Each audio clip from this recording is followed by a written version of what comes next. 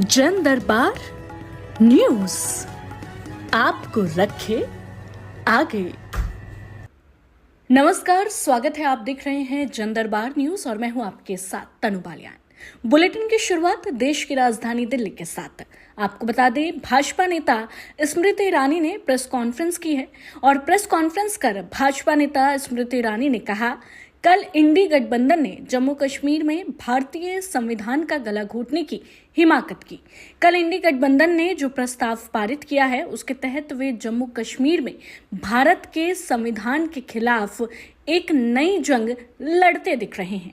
आज मैं इंडी गठबंधन के नेताओं से पूछना चाहती हूं कि संसद और भारत के सर्वोच्च न्यायालय के फैसले जो सबको स्वीकार्य है, उसका अपमान और अवहेलना करने का अधिकार कांग्रेस एनसी को किसने दिया?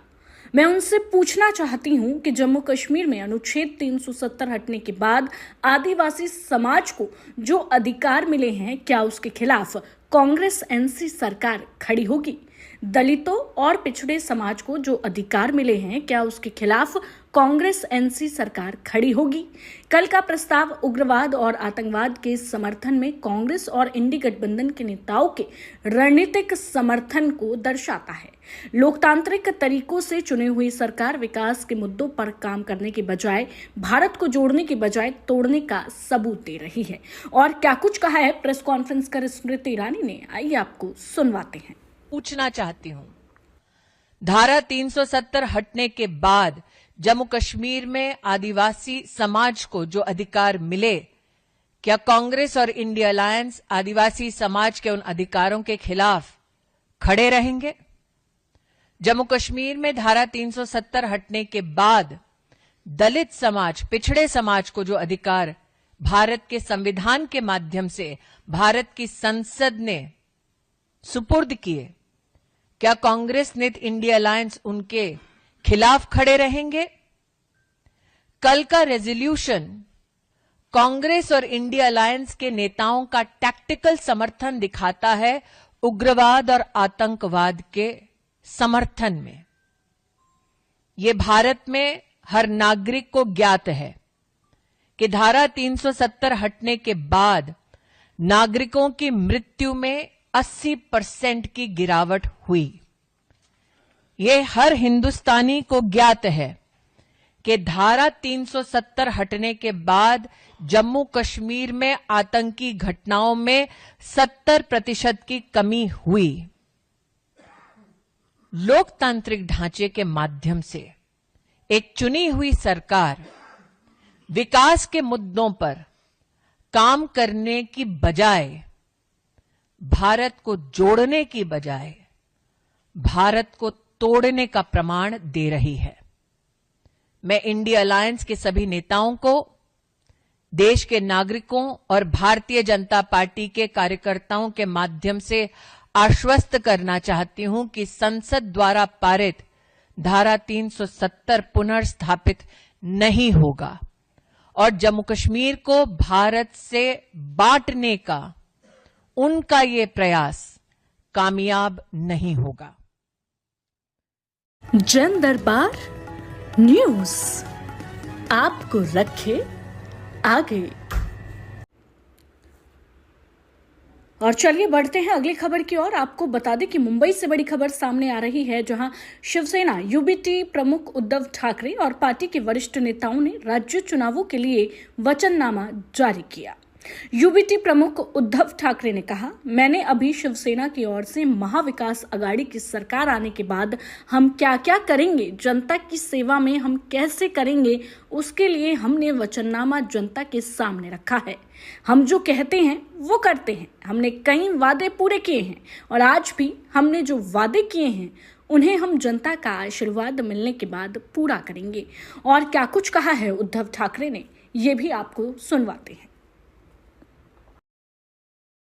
अभी मैंने आपके सामने शिवसेना की ओर से महाविकास आघाड़ी सरकार आने के बाद हम क्या करने जाने वाले हैं, जनता की सेवा कैसे हम करने वाले हैं, वो हम तो वचननामा कहते हैं, तो वचननामा हमने जनता के सामने रखा है। साथ ही साथ एक छोटा पॉकेट वचननामा हमने एक शायद नई होगी या नहीं होगी बात हमने करने की कोशिश की है कि जो लोग हमारे गांव-गांव में जाते हैं, प्रचार करते हैं, उनको आसानी से पता चले कि अरे हमने क्या वचन दिया है। तो एक जैसे मैंने मेरी जेब में रखा है वैसा ही एक वचननामा हमने दिया है, जिसके पीछे हमने QR कोड दिया है। वो अगर आप स्कैन करेंगे तो आपको पूरा जो हमारा वचननामा है आप उसमें पढ़ सकते हैं। इसमें जो जानकारी हमने दिए हैं ये तो बात सही है कि बहुत सारी चीजें महाविकास आघाड़ी का जो मैनिफेस्टो है उसमें जो आई है वही हमने दी है, लेकिन साथ ही साथ कुछ अलग बातें जिसके ऊपर हमें ऐसे लगा कि ध्यान देने की आवश्यकता है वो भी हमने इसमें डाली है। और जैसे मैंने कहा कि जो भी हम कहते हैं वो करते हैं।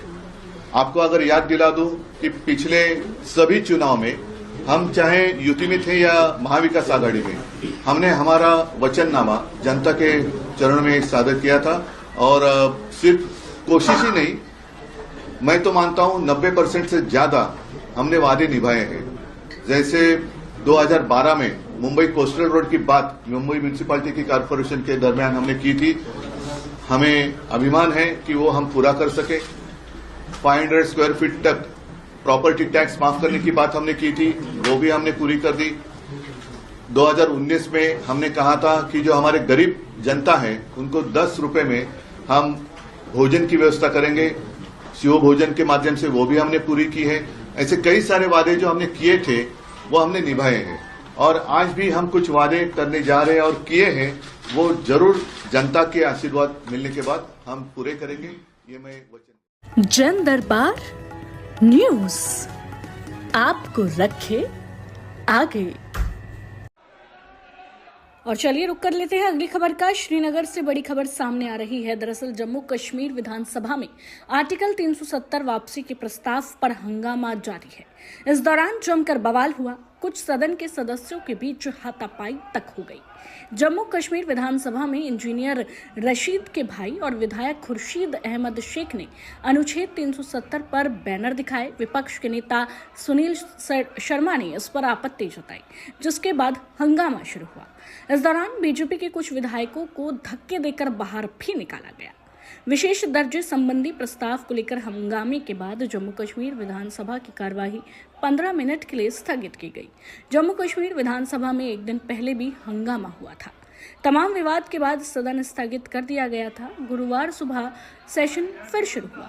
इंजीनियर राशिद के भाई विधायक खुर्शीद अहमद शेख अनुच्छेद 370 पर एक बैनर दिखाए। इस दौरान विपक्ष के नेता सुनील शर्मा ने इस पर आपत्ति जताई।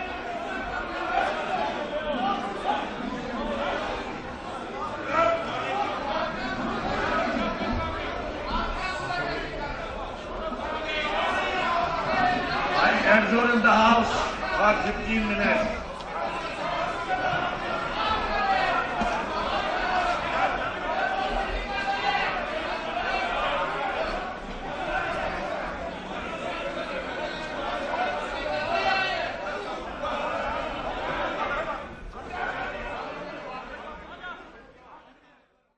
जन दरबार न्यूज आपको रखे आगे। और चलिए रुक करते हैं अगली खबर का। रायपुर, छत्तीसगढ़ के रायपुर से बड़ी खबर सामने आ रही है। छत्तीसगढ़ के उप मुख्यमंत्री अरुण साव ने प्रेस कॉन्फ्रेंस की। अरुण साव ने प्रेस कॉन्फ्रेंस कर कहा, भारतीय सड़क कांग्रेस IRC का अधिवेशन होना है। आज शाम को उस कार्यक्रम की विस्तृत रूपरेखा आपके समक्ष प्रस्तुत करेंगे। अधिवेशन के उद्घाटन के लिए 8 तारीख को केंद्रीय सड़क परिवहन एवं राजमार्ग मंत्री नितिन गडकरी का आगमन हो रहा है। छत्तीसगढ़ के लिए गर्व की बात है कि इसमें देश भर से सड़क एवं निर्माण क्षेत्र के विशेषज्ञ शामिल होंगे। और क्या कुछ कहा है इस दौरान उप मुख्यमंत्री अरुण साव ने, आइए आपको सुनवाते हैं। इंडियन रोड कांग्रेस का अधिवेशन होना है और आज शाम को उस कार्यक्रम की विस्तृत रूपरेखा आप सबके सामने प्रस्तुत करेंगे। अधिवेशन के उद्घाटन के लिए 8 तारीख को देश के सड़क एवं परिवहन मंत्री आदरणीय नितिन गडकरी जी का आगमन हो रहा है और छत्तीसगढ़ के लिए सौभाग्य का विषय है कि देश भर से सड़क और निर्माण क्षेत्र के विशेषज्ञ आएंगे और दुनिया में निर्माण के क्षेत्र में जो तरक्की प्रगति हुई है उसको लेकर चर्चा करेंगे। साथ ही छत्तीसगढ़ की झलक और छत्तीसगढ़ की जानकारी भी देश भर से आ रहे प्रतिनिधियों को हो, इसकी तैयारी हमने की है। कार्यक्रम की विस्तृत रूपरेखा आपके सामने शाम को प्रस्तुत करेंगे। जन दरबार न्यूज़ आपको रखे आगे। और चलिए बढ़ते हैं अगली खबर की ओर। छत्तीसगढ़ के रायपुर से खबर सामने आ रही है। छत्तीसगढ़ राज्योत्सव के समापन समारोह में कलाकारों ने लोगों का दिल जीत लिया। छत्तीसगढ़ी कलाकारों के साथ दयारा बैंड के गीत ऐसा जादू है मेरे बस्तर में पर लोग जमकर थिरके। वहीं इंडियन आइडल विजेता पवनदीप और अरुणिता की जोड़ी ने बैक टू बैक गाने गाए। अरुणिता ने 1 घंटे सोलो परफॉर्मेंस दिया। उन्होंने स्टेज पर आते ही पल भर ठहर जाओ, लग जा गले, ये दिल तुम बिन कहीं लगता नहीं, जो भेजी थी दुआ जैसे गाने गाए। उसके बाद पवनदीप ने भी अपनी सोलो परफॉर्मेंस के दौरान बॉलीवुड गानों की प्रस्तुति दी। दोनों ने मिलकर भी गाना गाया। सीएम साई ने दोनों कलाकारों का राजकीय गमछा और मोमेंटो देकर स्वागत किया। राज्योत्सव के समापन समारोह में पहुंचे उपराष्ट्रपति जगदीप धनखड़ ने अबूझमाड़ के बच्चों का मलखम प्रदर्शन देखा। उनकी शानदार प्रदर्शन देखकर उपराष्ट्रपति दोबारा मंच पर पहुंचे और टीम के सबसे छोटे बच्चे को गोद में उठा लिया। आज का छत्तीसगढ़ सुशासन और सशक्त कानून व्यवस्था का एक नया अध्याय लिख रहा है। प्रशासनिक पारदर्शिता, उत्तरदायित्व है, कुशल नीति निर्माण से छत्तीसगढ़ ने विकास के नए मापदंड स्थापित किए हैं। समाज के हर वर्ग को सशक्त करने का प्रयास हो रहा है। आज के शुभ अवसर पर मैं छत्तीसगढ़ के लोक कलाकारों को प्रोत्साहित करने तथा लोक संस्कृति का देश विदेश में प्रचार प्रसार करने के उद्देश्य से बनाए गए छत्तीसगढ़ कलाकार पंजीयन भुगतान नियम 2021 के संबंध में घोषणा करता हूं कि कला, संगीत, नृत्य, नाट्य एवं गायन के क्षेत्र में राज्य अलंकरण प्राप्त कलाकारों के लिए एक विशिष्ट ग्रेड A1 निर्धारित किया गया है। दूसरा, समस्त A श्रेणी के कलाकारों की अधिकतम कार्यक्रम स्वीकृति सीमा को 10 से बढ़ाकर 20 किया जाता है तथा 20 श्रेणी कलाकारों की अधिकतम सीमा 12 को बढ़ाकर 24 किया जाता है। ग्रेड निर्धारण समिति की प्रत्येक बैठक में अधिकतम 3% कला विशेषज्ञों को अशासकीय सदस्य के रूप में सम्मिलित किया जाएगा। मैं भारत के उपराष्ट्रपति माननीय श्री जगदीप धनखड़ जी का पुनः आभार व्यक्त करता हूं कि उन्होंने राज्य के नागरिकों के आमंत्रण को स्वीकार किया और हमारे राजस्व की गरिमा